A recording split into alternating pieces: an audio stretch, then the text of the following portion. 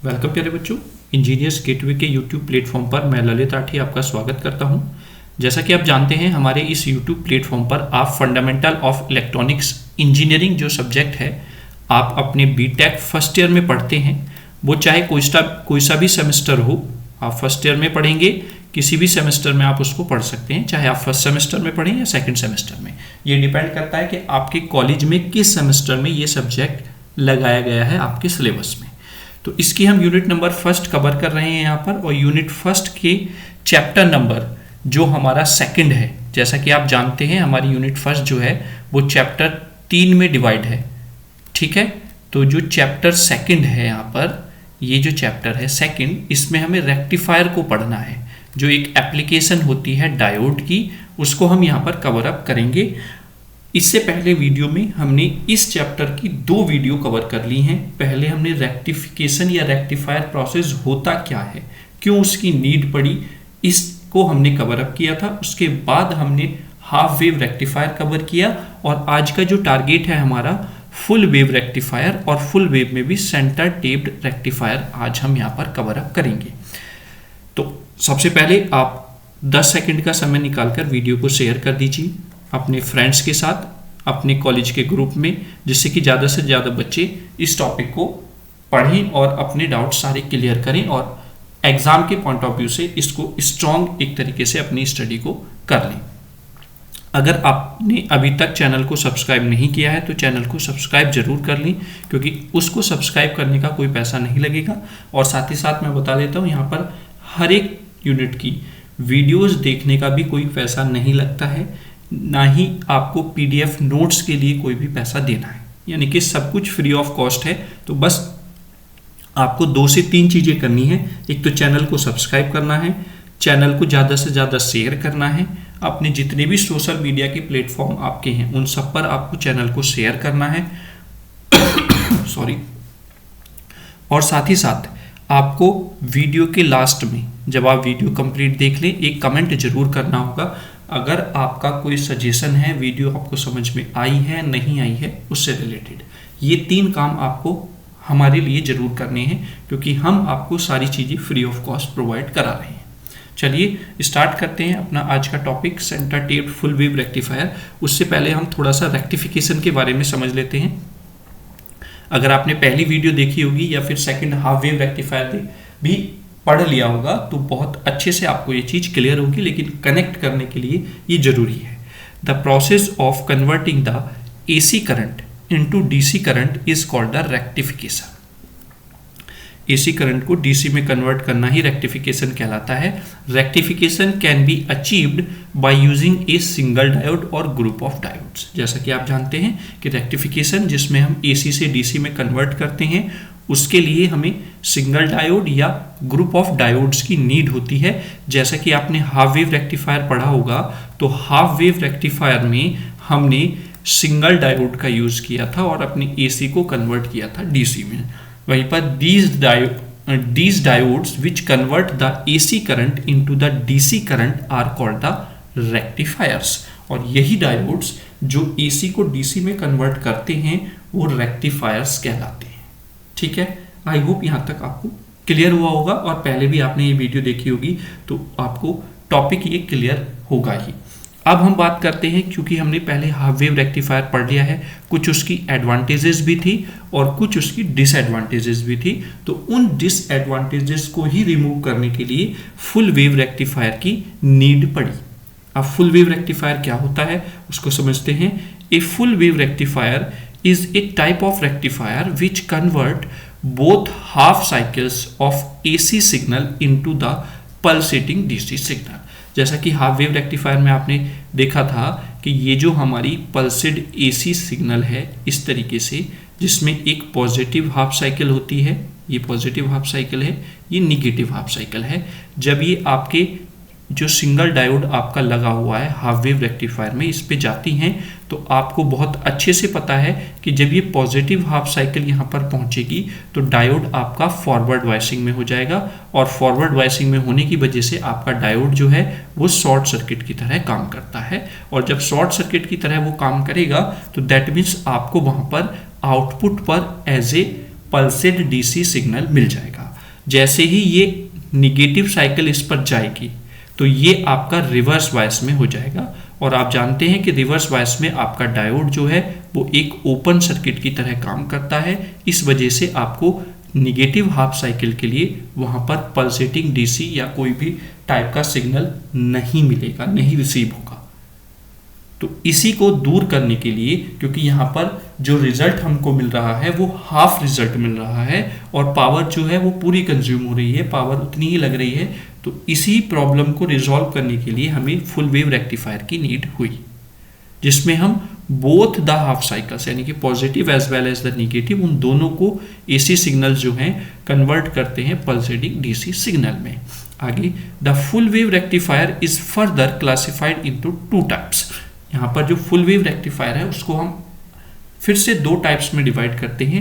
First one is the centre tapped full wave rectifier और second one is the full wave bridge rectifier, या फिर हम बोले simple bridge rectifier. तो दो टाइप के फुल वेव रेक्टिफायर्स होते हैं।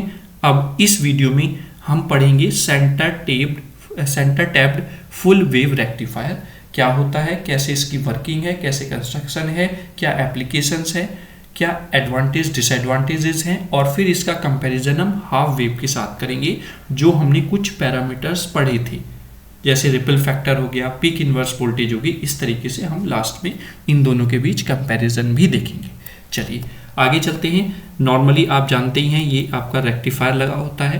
रेक्टिफायर का काम जैसा कि मैंने बताया अभी आपको, ये अल्टरनेट करंट यानी कि एसी करंट यहाँ पर अप्लाई करते हैं इनपुट पर और आपको आउटपुट पर मिलनी होती है एक कांस्टेंट वैल्यू की आउटपुट यानी कि डायरेक्ट करंट जो आपके आउटपुट टर्मिनल पर आपको मिल जाएगी। ठीक है, तो ये आपका रेक्टिफायर का काम होता है। यहाँ पर कोई हाफ वेव फुल वेव की जानकारी नहीं है, यहाँ पर केवल और केवल रेक्टिफायर के बारे में बताया गया है इस डायग्राम में। अब जो आपका सेंटर टैप रेक्टिफायर होगा कुछ इस तरीके का होगा।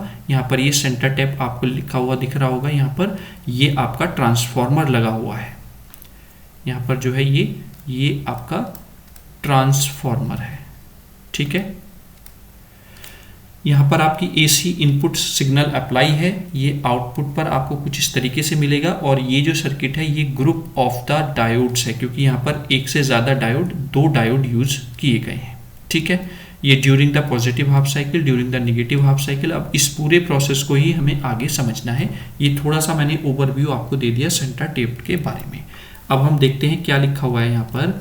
Before going to the working of a centre tapped full wave rectifier, let's first take a look at the centre tapped transformer. यानी कि जब हम centre tapped full wave rectifier की बात करते हैं तो उसमें हम सेंटर टैप्ड ट्रांसफॉर्मर का यूज करते हैं। तो सबसे पहले हम सेंटर टैप्ड ट्रांसफॉर्मर को ही समझते हैं कि वो क्या होता है, क्योंकि ये स्पेशल टाइप का ट्रांसफॉर्मर यूज किया जाता है फुल वेव रेक्टिफायर में।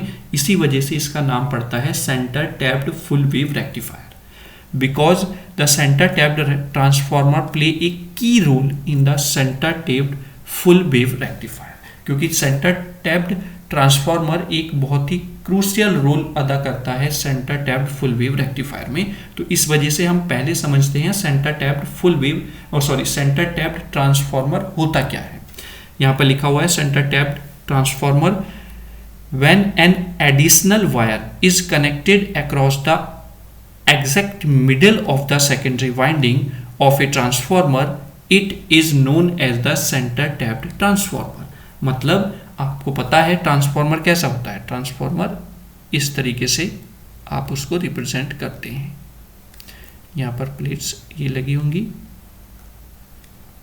फिर इधर आपकी सेकेंडरी वाइंडिंग होगी।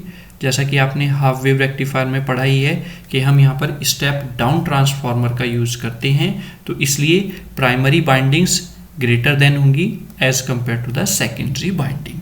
तो इसमें क्या कहा गया है कि हम एक एडिशनल वायर कनेक्ट करके जो सेकेंडरी वाइंडिंग है उसको मिडिल से डिवाइड कर लेते हैं इस तरीके से। यहाँ पर एक हम वायर लगा देंगे, जैसा आप इस डायग्राम में देख रहे होंगे। ये आपकी प्राइमरी वाइंडिंग दिख रही है यहाँ पर इधर लेफ्ट साइड में, और राइट साइड में आपको सेकेंडरी वाइंडिंग दिख रही होगी। ये आप अगर देखें तो number of turns primary winding में ज़्यादा है compare to the secondary winding, तो इसलिए आप इसको स्टेप डाउन ट्रांसफॉर्मर टाइप का ट्रांसफॉर्मर बोलेंगे। ठीक है, वहीं पर साथ ही साथ इस सेकेंडरी वाइंडिंग को एक अलग से वायर से कनेक्ट करके क्या कर दिया गया है, सेंटर्ड पे डिवाइड कर दिया गया है दो पार्ट से, तो इसलिए इसको नाम दिया गया है सेंटर टेप्ड। जैसे हम बीच में टेप लगाते हैं, टेपिंग करते हैं, तो इसी वजह से इस ट्रांसफॉर्मर का नाम दिया गया है centre tapped transformer. Rectifier topic पढ़ रहे हैं तो वही याद आ रहा है। तो ये हो गया आपका सेंटर टैप्ड ट्रांसफॉर्मर। आगे देखते हैं और क्या इसके बारे में बताया गया है। The wire is adjusted in such a way that it falls in the exact middle point of the secondary winding। यानी कि इस वायर को हम इस तरीके से एडजस्ट करते हैं कि ये middle of the secondary winding ही कनेक्ट हो। So the wire is exactly at 0 volt of the AC signal.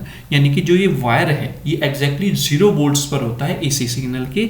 This wire is known as the centre tap. यानी कि यही wire as a centre tap बोला जाता है, जिसकी वजह से इसका नाम सेंटर टैप्ड ट्रांसफॉर्मर पड़ता है।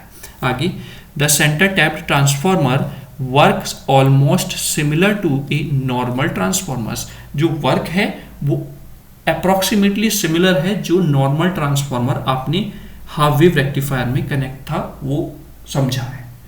ठीक है, आगे, like a normal transformer the centre tapped transformer also increases और reduce the AC voltage।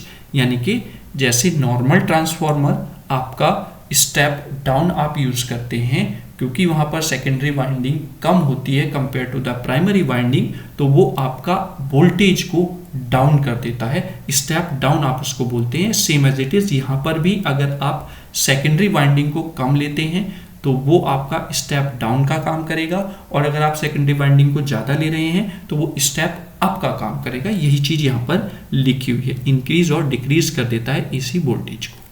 However A centre tapped transformer has another important features, that is the secondary winding of the centre tapped transformer divides the input AC current और AC signal into 2 parts. यानी कि जब आपने इसको एक wire से centre tapped कर दिया है सेकेंडरी वाइंडिंग को सेंटर में, तो ये अब क्या करेगा, यहां से जो भी आपका सिग्नल आ रहा है उसको डिवाइड कर देगा 2 पार्ट्स में। यानी कि उसको कन्वर्ट कर देगा, डिवाइड कर देगा 2 पार्ट्स में। क्योंकि यहां पर आप देख रहे होंगे जो सेकेंडरी वाइंडिंग का पार्ट 1 ये है, पार्ट 2 ये है। ठीक है, तो ये आपका सेंटर टैप्ड ट्रांसफॉर्मर के बारे में हो जाता है। अगर आप यहाँ पर देखें कि हमने BP इनपुट यहाँ पर दी हुई है, ये V1 फर्स्ट पार्ट पे है और V2 सेकंड पार्ट पर है, और V टोटल जो अगर हम निकालें तो वो V1 प्लस V2 से निकल जाती है यहाँ पर। ठीक है, I hope centre tapped transformer क्या होता है वो आपको क्लियर हुआ होगा। चलिए अब आगे देखते हैं what is the centre tapped full wave rectifier. अब centre tapped full wave rectifier क्या होता है? इस centre tapped full wave rectifier is a type of rectifier which uses a center tapped transformer and 2 diodes to convert the complete AC signal into the DC signal। Complete इसलिए बोला गया है क्योंकि वहाँ पर केवल और केवल जब आप हाफ वेव रेक्टिफायर पढ़ रहे थे तो पॉजिटिव हाफ साइकिल जो थी वही कन्वर्ट हो रही थी पल्सेटिंग DC में, नेगेटिव हाफ साइकिल कन्वर्ट नहीं हो रही थी, क्योंकि यहाँ पर डायोड सिंगल यूज हुआ था और वो केवल और केवल पॉजिटिव जो हाफ साइकिल थी उसी के लिए आपका कंडक्टिंग मोड में आ रहा था या शॉर्ट सर्किट की तरह काम कर रहा था। ठीक है, जबकि फुल वेव रेक्टिफायर जो आपका सेंटर टेप्ड हो या ब्रिज रेक्टिफायर हो उसमें आप टोटल जो आपकी AC सिग्नल होता है उसको कन्वर्ट करेंगे DC में। ठीक है, the centre tapped full wave rectifier is made up of an AC source, a centre tapped transformer, 2 diodes and a load resistor. मतलब centre tapped full wave rectifier जो होता है वो किस किस चीज़ का बना होता है? एक AC सोर्स का, एक सेंटर टैप्ड ट्रांसफॉर्मर जो अभी हमने डिस्कस किया है, 2 डायोड्स लगे होते हैं और एक लोड रजिस्टर लगा होता है जिसके अगेंस्ट हमें DC आउटपुट को मेजर करना होगा। ठीक है, आप यहाँ पर डायग्राम में देख रहे होंगे ये AC इनपुट है, फिर आगे आपका ये ट्रांसफॉर्मर लगा हुआ है, जिसकी ये प्राइमरी वाइंडिंग हो गई, ये सेकेंडरी वाइंडिंग हो गई। सेकेंडरी वाइंडिंग को हमने एक वायर से क्या कर दिया है, सेंटर टेप कर दिया है। उस सेंटर टेप वायर पर ही हमने लोड रजिस्टर लगा दिया है RL, जहाँ पर हमें DC आउटपुट मेज़र करनी है। उसके एक तरफ आपका डायोड लगा हुआ है जो D1 है, और दूसरी तरफ दूसरा डायोड लगा हुआ है, यानी कि जो डिवाइड आपने दो पार्ट में अपनी वाइंडिंग सेकेंडरी वाइंडिंग को किया है, उसमें दोनों डिवीज़न पर आपके एक एक डायोड लगे हुए हैं। ठीक है, क्लियर हुआ? ये आपका centre tapped full wave rectifier किस किस चीज़ से मिलकर हम उसको बनाते हैं, ये यहाँ पर आपको बताया गया। ठीक है, चलिए अब आगे अगर हम बात करें तो the AC source is connected to the primary winding of the centre tap transformer. जैसा कि आपने अभी डायग्राम में देखा कि यहाँ पर जो AC सोर्स है वो कनेक्ट हो गया है primary winding of the transformer की। आगे इस सेंटर टैप्ड या एडिशनल वायर जिसको हम बोलते हैं, connected at the exact middle of the secondary winding divides the input voltage into two parts. Input voltage को दो पार्ट्स में डिवाइड कर देता है। The upper part of the secondary winding is connected to the diode D1 and the lower part of the secondary winding is connected to the diode D2। Both diode D1 and D2 are connected to a common load RL, यानी कि common load जो लगा हुआ है RL उससे connect रहते हैं with the help of the centre tap transformer, centre tap transformer की हेल्प से। The centre tap is generally considered as a ground point और जीरो वोल्टेज रेफरेंस पॉइंट, यानी कि सेंटर टैप जो है वो जनरली हम कंसीडर करते हैं ग्राउंड पॉइंट की तरह, या फिर हम बोलेंगे कि वहाँ पर जीरो वोल्टेज होती है रेफरेंस पॉइंट पर उस पर्टिकुलर जो हमने सेंटर टैप्ड किया हुआ है। क्लियर? चलिए आगे चलते हैं। अब आगे क्या कहा गया है कि सेंटर टैप रेक्टिफायर कैसे काम करता है, कैसे वर्क करता है, ये चीज़ हम यहाँ पर डिस्कस करेंगे। तो when input AC voltage is apply, the secondary binding of the centre tap transformer divides this input AC voltage into two parts. First one is the positive and second one is the negative. During the positive half cycle of the input AC signal, terminal A becomes the positive and terminal B becomes the negative. यानी कि इस situation में जब हम positive half cycle apply कर रहे हैं तो जो A टर्मिनल है वो पॉजिटिव हो जाता है और जो B टर्मिनल है वो नेगेटिव हो जाता है। ठीक है, जैसे ही A टर्मिनल पॉजिटिव हुआ तो आप यहाँ पर एक डायोड इसके सामने देख रहे होंगे। उस डायोड का जो एनोड है, एनोड टर्मिनल जो पॉजिटिव होता है वो कनेक्ट हो जाता है इस पॉजिटिव टर्मिनल से, एंड जो कैथोड है वो नेगेटिव टर्मिनल है वो कनेक्ट रहता है आपके लोड से और जो सेंटर टैप्ड आपका ट्रांसफार्मर हुआ है उससे। तो यानी कि आपका जो बाइसिंग हुई इधर वो फॉरवर्ड बाइसिंग हो जाती है, और फॉरवर्ड बाइसिंग में आपका जो डायोड है वो एज ए क्लोज सर्किट काम करता है। ठीक है, वहीं पर जब ये सेकेंडरी बाइंडिंग के दूसरे पार्ट पर पहुंचता है, यानी कि इधर नीचे वाले पार्ट पर, तो आप यहाँ पर क्या देख रहे होंगे, ये आपका नेगेटिव टर्मिनल हो जाता है। और डायोड आप इस तरीके से देखते हैं तो यहाँ पर D2 डायोड लगा होता है और D2 डायोड का पॉजिटिव टर्मिनल इस V निगेटिव टर्मिनल से कनेक्ट हो जाता है, और जैसे ही ये इससे कनेक्ट होगा तो ये आपका रिवर्स बाइसिंग में हो जाएगा, यानी कि यहाँ पर आपको रिवर्स बाइसिंग मिलेगी। और रिवर्स बाइसिंग में आपका डायोड क्या होता है, ओपन सर्किट की तरह काम करता है। तो दैट मीन्स यहाँ पर फ्लो ऑफ करंट नहीं होगा। क्लियर हुआ? तो ये चीज़ आपको क्लियर हो गई होगी जो हमने थ्योरी में यहाँ पर लिखी हुई है। उसके बाद क्या लिखा हुआ है, the positive terminal A is connected to the P side of the diode D1 and the negative terminal B is connected to the N side of the diode D1। तो इससे क्या हुआ, so that the diode D1 is in the forward biasing during the positive half cycle and allow electric current through it. यानी कि जब ये वाला आपका फॉरवर्ड बाइसिंग में काम कर रहा है डायोड D1, तो ये क्या करेगा, अलाउ कर देगा इलेक्ट्रिक करंट को जो उससे पास हो जाए। ठीक, चलिए आगे चलते हैं। आगे क्या कहा गया है, on the other hand the negative terminal B is connected to the P side of the diode D2 and the positive terminal A is connected to the N side of the diode D2, so the diode D2 is in the reverse biasing. during the positive half cycle and does not allow electric current through it। जैसा कि आप यहाँ पर diagram में भी देख रहे होंगे और मैंने आपको बताया भी है कि ये जो निगेटिव टर्मिनल है जब इस एनोड के पॉजिटिव टर्मिनल यानी कि डायोड के पॉजिटिव टर्मिनल से कनेक्ट होता है तो आपका रिवर्स बायसिंग यहाँ पर बन जाती है। और रिवर्स बायसिंग का काम ही क्या है कि ये आपके डायोड यानी कि जो डायोड है जब रिवर्स बायसिंग में आता है तो ये ओपन स्विच की तरह काम करता है।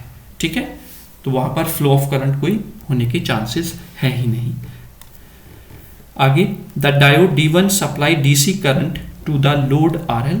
The DC current produced at the load RL will return to the secondary winding through a centre tapped के थ्रू वो सेकेंडरी वाइंडिंग पर फिर पहुंचता है। During the positive half cycle current flow only in the upper part of the circuit while the lower part of the circuit carrying no current to the load because the diode D2 is reverse biased. Thus, during the positive half cycle of the input AC signal, only diode D2 allow electric current while diode D2 does not allow electric current. ठीक है, I hope आपको सारी चीज़ें clear हो गई होंगी और मैं इसको थोड़ा सा डायग्राम की मदद से आपको समझा भी देता हूँ, पूरा समराइज्ड कर देता हूँ इस थ्योरी को जो यहाँ पर हमने वर्किंग लिखी हुई है। ठीक है, ये कुछ इस तरीके से आपकी बाइंडिंग, सपोज हमने मान लिया सेकेंडरी बाइंडिंग है ये, और यहाँ पर ये सेंटर टैप्ड है और ये लोड रजिस्टर यहाँ पर लगा हुआ है। ठीक है, जैसे ही यहाँ से पॉजिटिव हाफ साइकिल आई, ठीक है, तो आपकी पॉजिटिव हाफ साइकिल आने पर इधर पॉजिटिव टर्मिनल कनेक्ट स्टार्ट मतलब बन गया और इधर निगेटिव बन जाता है। जैसे ही पॉजिटिव इधर ऊपर वाले पार्ट पर बना यानी कि D1 डायोड पर बना तो D1 डायोड पर जैसे ही बनता है तो पॉजिटिव टर्मिनल पॉजिटिव से कनेक्ट हुआ और ये आपका शॉर्ट सर्किट की तरह काम करेगा। अब फ्लो ऑफ करंट स्टार्ट हो गया, पहला वाला जो लूप है ऊपर दिया हुआ। ठीक है, वहीं पर जैसे ही ये निगेटिव टर्मिनल डायोड के पॉजिटिव टर्मिनल से कनेक्ट होता है तो it behave like an open circuit, और जब ये ओपन सर्किट की तरह काम करता है तो यहाँ पर जो करंट है वो फ्लो नहीं होगा। ठीक है, पॉजिटिव हाफ साइकिल की यहाँ पर बात चल रही है। तो इस तरीके से ये पूरा डिस्क्रिप्शन यहाँ पर दिया गया है। आगे चलते हैं, आगे क्या लिखा हुआ है। अब आते हैं during the negative half cycle of the input AC signal. अब जब हम हाफ साइकिल वो भी निगेटिव अप्लाई करते हैं तब क्या होगा, terminal A becomes the negative and terminal B becomes the positive and centre tapped is grounded, यानी कि जो आपका सेंटर में वायर लगा हुआ है उसकी मदद से वो ग्राउंडेड है, ये कह सकते हैं। तो जैसे ही हमने यहाँ पर नेगेटिव साइकिल अप्लाई की किसकी, AC सिग्नल की, तो उसने क्या किया कि जो टर्मिनल A है उसको नेगेटिव कर दिया और टर्मिनल B जो है उसको पॉजिटिव कर दिया है। ठीक है, अब यहाँ पर जो टर्मिनल A1 पर यानी कि टर्मिनल A पर जो डायोड कनेक्ट है D1 वो किस सिचुएशन में पहुंच गया, क्योंकि यहाँ पर ये नेगेटिव टर्मिनल है ये पॉजिटिव टर्मिनल है तो यहाँ पर रिवर्स बायसिंग आपको देखने को मिलेगी। तो ये behave like an open circuit, इस तरीके से ये बिहेव करेगा। That means there is no current in this portion of the full wave centre tap rectifier. ठीक, वहीं पर जब पॉजिटिव टर्मिनल्स आपका हो गया है B टर्मिनल, तो जब ये पॉजिटिव डायोड D2 के पॉजिटिव टर्मिनल से कनेक्ट होगा तो ये आपका फॉरवर्ड बायसिंग में हो जाएगा। और फॉरवर्ड बायसिंग में क्या होता है कि आपका जो डायोड है वो क्या हो जाता है, शॉर्ट सर्किट हो जाता है। तो that means flow of current यहाँ पर होना स्टार्ट हो गया है। Is that clear? और जब ये हो गया है तो ये कनेक्ट है किससे, आगे लोड से, जिसके अक्रॉस हमें वोल्टेज मेजर करनी है। तो दैट मीन्स यहाँ पर आपको DC आउटपुट मिल जाता है for the negative half cycle, है ना। चलिए और देख लेते हैं क्या है डिस्क्रिप्शन में। The negative terminal A is connected to the P side of the diode D1 and the positive terminal B is connected to the N side of the diode D1. So the diode D1 is in the reverse bias during the negative half cycle. यानी कि negative half cycle की जब हम apply करते हैं तो तब आपका डायोड D1 काम करना बंद कर देता है। Does not allow electric current to pass through it, वो अलाउ ही नहीं करता है कि इससे करंट पास होकर जाए। वहीं पर during the negative half cycle current flow only in the lower part of the circuit while the upper part of the circuit carry no current to the load because the diode D1 is in the reverse bias state. ठीक है, यानी कि अगर इस diagram में हम देखें तो ऊपर वाला जो पोर्शन है उसमें कोई भी करंट फ्लो नहीं होगी, क्योंकि जो आपका यहाँ पर डायोड D1 है वो रिवर्स बायस में कनेक्ट है, और रिवर्स बायस में हम जानते हैं कि फ्लो ऑफ करंट जो होता है वो जीरो होता है, यानी कि आइडियल डायोड की हम बात करते हैं। तो ठीक है, वहीं पर जब हमारी डायोड D2 कनेक्ट होती है V टर्मिनल से, जो पॉजिटिवली टर्मिनल है वो पॉजिटिव टर्मिनल पॉजिटिव से कनेक्ट करता है, तो it become in the forward biasing, है ना। और जब ये फॉरवर्ड बायसिंग में हो जाएगी तो करंट का फ्लो होना यहाँ पर स्टार्ट हो जाएगा सेकेंडरी बाइंडिंग में जो आपकी है। ठीक है, तो आई होप यहाँ तक आपको क्लियर हुआ होगा। अब पूरा वर्किंग यहाँ पर हम समझ लेते हैं। ये आप देख रहे होंगे, सबसे पहले 1 सेकेंड, ये पॉजिटिव हाफ साइकिल जाती है। जब पॉजिटिव हाफ साइकिल जाएगी तो डायोड D1 आपका एक्टिवेट होगा, और डायोड D1 एक्टिवेट होगा तो डायोड D2 क्या हो जाएगा, डीएक्टिवेट हो जाएगा, क्योंकि ये यहाँ पर उस समय रिवर्स बायसिंग फील करेगा, और जब रिवर्स बायसिंग फील कर रहा है तो दैट मीन्स ये क्या हो जाएगा, ओपन सर्किट की तरह काम करेगा, और केवल आपको ये पॉजिटिव वेव जो है ये यहाँ पर मिल जाएगी। ठीक है, ये आप ये देख रहे होंगे। और जैसे ही फिर पॉजिटिव के बाद निगेटिव साइकिल यहाँ पर पहुँचती है, तो निगेटिव साइकिल होने पर जो डायोड D1 है वो क्या हो जाता है, ओपन सर्किट हो जाता है। सॉरी, D1 जो डायोड है वो ओपन सर्किट हो जाएगा, और D2 डायोड जो होगा वो आपका क्लोज सर्किट हो जाएगा। तो दैट मीन्स आपको निगेटिव जो साइकिल थी उस पर भी आउटपुट मिल जाता है। तो दैट मीन्स यहाँ पर फर्स्ट टर्म पर भी आपको आउटपुट मिला, सेकंड पर भी आपको आउटपुट मिला है। ठीक है, तो ये इस वजह से फुल वेव रेक्टिफायर बोला जाता है। ठीक, चलिए आगे आते हैं। ये इस तरीके से वेव फॉर्म के माध्यम से भी बताने की कोशिश की गई है कि जब पॉजिटिव हाफ साइकिल जाती है तो पॉजिटिव हाफ साइकिल जाने पर D1 से करंट पास होगी, क्योंकि इस सिचुएशन में केवल D1 ही आपका क्या था, ऑन था। ऑन मतलब शॉर्ट सर्किट था। ठीक है, और जब शॉर्ट सर्किट था तो वहां से फ्लो ऑफ करंट हो जाएगा, और आपको यहाँ पर पॉजिटिव जो साइकिल थी उसका रिजल्ट देखने को मिल जाएगा। वहीं पर जैसे ही निगेटिव साइकिल पहुंचेगी, ये निगेटिव साइकिल, तो जो डायोड D1 है उस सिचुएशन में क्या हो जाएगा, ऑफ हो जाएगा। देखिए यहाँ पर जैसे ही निगेटिव हाफ साइकिल मिली है तो ये वैल्यू 0 आप देख रहे होंगे। ठीक है, क्योंकि यहाँ पर रिवर्स बायसिंग में आपका डायोड कनेक्ट हो गया है, और उस सिचुएशन में आपके जो करंट है सर्किट में वो 0 हो गई। फिर जैसे ही पॉजिटिव हाफ साइकिल आएगी तो पॉजिटिव हाफ साइकिल में फिर आपको पॉजिटिव सिग्नल मिल जाएगा, है ना। लेकिन जब निगेटिव हाफ साइकिल थी तो जो दूसरा डायोड है D2 उसमें करंट फ्लो होगा। तो यानी कि यहाँ पर हमें ऐसा नहीं है कि पॉजिटिव हाफ साइकिल पर ही वेव फॉर्म मिलेगी, सेकंड जो निगेटिव हाफ साइकिल है उसमें जो सेकंड डायोड लगा हुआ है वो आपका शॉर्ट सर्किट होगा, और उस सिचुएशन में आपको जो निगेटिव हाफ साइकिल थी उस पर भी रिजल्ट मिल जाएगा। ठीक है, सेम प्रोसेस आपका ऐसे ही कंटिन्यू रहता है फॉर द पॉजिटिव साइकिल और for the negative cycle. Is that clear? तो इस तरीके से आपका ये हो गया for the diode D1 and D2। जब हम इसको कंबाइन करते हैं तो आप इस तरीके से देख रहे होंगे वेव फॉर्म, यानी कि ये wave form fully rectified wave form है, कहीं पर भी आपको कोई स्पेस देखने को नहीं मिल रहा होगा। Is that clear? तो आई होप आपको रेक्टिफायर की कंस्ट्रक्शन, कैसे रेक्टिफायर बनता है, उसमें क्या क्या चीज़ें लगी होती हैं, सेंटर टैप ट्रांसफार्मर की जो एक क्या कहते हैं एडवांटेज है या फिर कुछ की पॉइंट्स थे वो आपने को यहाँ पर जानने को मिला होगा। ठीक है, चलिए अब आगे देखते हैं। चूंकि हम बार बार बोल रहे हैं कि जो यहाँ पर रेक्टिफायर से रेक्टिफाई होकर आउटपुट मिलेगा वो आपका कौन सा आउटपुट होगा, वो आपका होता है पल्सेड डीसी आउटपुट। अब उस पल्सेड डीसी आउटपुट को रिमूव करने के लिए अगर आपने हाफ वेव रेक्टिफायर वाली वीडियो देखी होगी तो वहाँ पर हमने सी टाइप का जो फिल्टर होता है, यानी कि कैपेसिटर की हेल्प से जो फिल्टर होता है वो यूज़ किया है। ठीक है, जैसा आप यहाँ पर देख भी रहे होंगे, ये आपका एसी सोर्स है जहाँ से आपकी एसी सिग्नल, ये एसी इनपुट आएगा। ये आपका सेंटर टैप ट्रांसफार्मर यहाँ पर लगा हुआ है वो भी स्टेप डाउन में।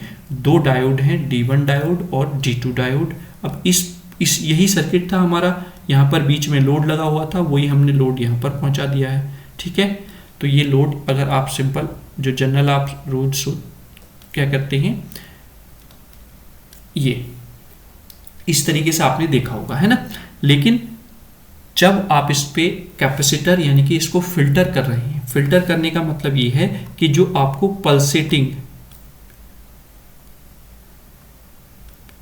पल्सेटिंग जो डीसी सिग्नल मिल रहा था, वो अब आप उसको प्योर डीसी फॉर्म में कन्वर्ट करेंगे। और वो प्योर डीसी फॉर्म में कन्वर्ट करने के लिए आपको उस आउटपुट को अपने कैपेसिटर से पास करना होगा, क्योंकि कैपेसिटर की प्रॉपर्टी होती है कि कैपेसिटर आपके जो एसी कंपोनेंट्स होते हैं उसके लिए लो रेजिस्टेंस पाथ प्रोवाइड कराता है, जबकि लोड रजिस्टर जो होता है वो आपके डीसी कंपोनेंट्स के लिए लो रेजिस्टेंस पाथ प्रोवाइड कराता है। और ये टेंडेंसी होती है चार्जेस की कि जब उसको लो पाथ मिलता है, लो रेजिस्टेंस पाथ मिलता है, तो उधर की तरफ ही भागता है।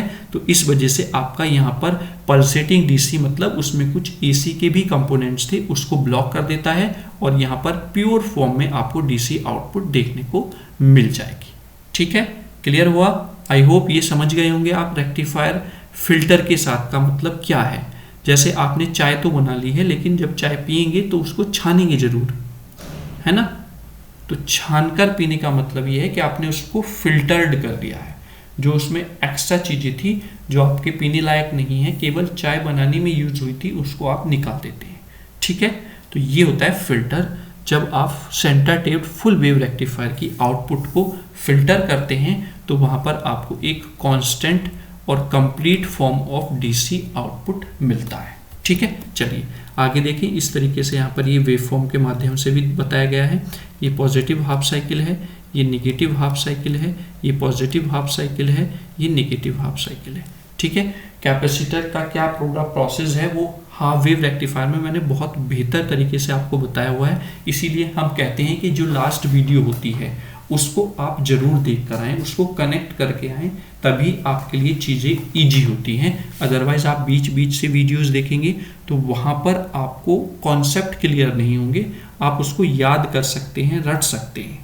ठीक है, तो ये पॉजिटिव नेगेटिव साइकिल्स हैं। आपने देखा यहाँ पर पॉजिटिव के लिए हमें इस तरीके से मिल जाता है, नेगेटिव के लिए फिर इस तरीके से मिल जाता है। लेकिन जब हम उसको फिल्टर कर देते हैं यानी कि उसके आगे एक कैपेसिटर लगा देते हैं, तो कैपेसिटर क्या करता है कि जो आपकी एक्स्ट्रा चीज है, एक्स्ट्रा मतलब यहाँ पर क्या है, क्योंकि हमें डीसी चाहिए, एक्स्ट्रा है हमारे पास एसी, क्योंकि पल्सेटिंग डीसी का मतलब यही होता है कि उसमें एसी के भी कंपोनेंट्स हैं, तो उन एसी के कंपोनेंट्स को हटा देता है और फिर आपको इस तरीके से एक कांस्टेंट टाइप की डीसी फॉर्म मिल जाती है, लाइक दैट। और यहाँ पर आप इस तरीके से मेजर कर लेते हैं एक constant value of DC voltage या डीसी करंट। ठीक है, क्लियर हुआ? आई होप यहाँ पर आपको क्लियर हुआ होगा। और ये जो प्रोसेस है ये चार्जिंग और डिस्चार्जिंग ऑफ द कैपेसिटर से ही फिल्टरिंग प्रोसेस आपका होगा। जो पल्सेटिंग वेव फॉर्म है उसमें कैपेसिटर के चार्जिंग और कैपेसिटर के डिस्चार्जिंग होने से ही पता चलता है क्या पल्सेटिंग डीसी कन्वर्ट होती है प्योर डीसी में। ठीक, चलिए अब आगे देखते हैं। आगे आपका कंपैरिजन है, क्योंकि इससे पहले आप लोग हाफ वेव रेक्टिफायर पढ़ चुके हैं, तो हाफ वेव रेक्टिफायर का सेंटर टैब रेक्टिफायर के साथ एक कंपैरिजन है। हाफ वेव रेक्टिफायर में मैंने कुछ टर्मिनोलॉजी भी आपको कराई थी जो इस यूनिट से इम्पोर्टेंट है। पीक इनवर्स वोल्टेज क्या होता है, रिपल फैक्टर क्या होता है, एफिशिएंसी क्या होती है, ये हमने 4 से 5 टॉपिक वहाँ पर कवर अप किए थे। तो अगर आपने वो नहीं देखे हैं तो जाकर आप लास्ट वाली वीडियो में चेक कर सकते हैं हाफ वेव रेक्टिफायर के। ठीक है, क्योंकि वहाँ से वो जो डेफिनेशंस हैं वो 2-2 नंबर में पूछ ली जाती हैं सेक्शन ए में। ठीक, चलिए यहाँ पर कुछ पॉइंट्स को लेकर हमने यहाँ पर कंपैरिजन करने की कोशिश की है दोनों रेक्टिफायर्स में। जैसे नंबर ऑफ डायोड्स, तो हाफ वेव रेक्टिफायर में केवल एक डायोड आपने यूज़ किया था और सेंटर टैब में 2 डायोड आप यूज़ कर रहे हैं। वहीं पर ट्रांसफार्मर नेसेसरी, यहाँ पर ट्रांसफार्मर की ज़रूरत नहीं होती है, यहाँ पर ट्रांसफार्मर की ज़रूरत होती है। मैक्सिमम एफिशिएंसी इसकी 40.6% होती है, इसकी 81.2% होती है। वहीं पर रिपल फैक्टर जो होता है वो 1.21 होता है और इसका होता है 0.48 सेंटर टैप्ड रेक्टिफायर का। और आउटपुट फ्रीक्वेंसी जो होती है वो एफ इन होगी, क्योंकि यहाँ पर केवल और केवल एक वेव मिल रही है, यहाँ पर इसका डबल मिल रहा है तो 2f इन हो जाएगी, ठीक है। और पीक इनवर्स वोल्टेज जो होगी वो पीक इनवर्स वोल्टेज यहाँ पर Vm है और यहाँ पर 2Vm आपकी पीक इनवर्स वोल्टेज हो जाती है। तो ये कुछ पॉइंट्स को लेकर कंपैरिजन था हाफ वेव रेक्टिफायर और सेंटर टैप रेक्टिफायर में, ठीक है। चलिए आगे देखिए, कुछ एडवांटेजेस हैं यहाँ पर फुल वेव रेक्टिफायर में सेंटर टैप रेक्टिफायर की, जैसे हाई रेक्टिफायर एफिशिएंसी रहती है, लो पावर लॉस होते हैं और लो रिपल्स आपको यहाँ पर देखने को मिलेंगे, ठीक है। रिपल मतलब एसी के कंपोनेंट्स बहुत कम यहाँ पर आपको देखने को मिलेंगे।